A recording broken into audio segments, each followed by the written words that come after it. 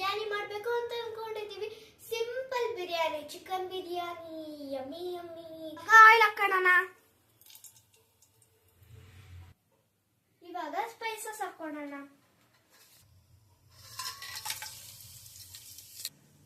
ಇವಾಗ ಆನಿಯನ್ ಹಾಕೋಣ. ಇವಾಗ ಹಸಿಮೆಣಸಿನಕಾಯಿ, ಟೊಮೆಟೊ, ಕರಿಬೇವು ಹಾಕೋಣ.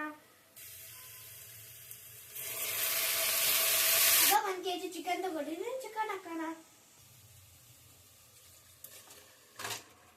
ಕೊತ್ತಂಬರಿ ಪುದೀನ ಹಾಕೊಂತಿದ್ದೀನಿ.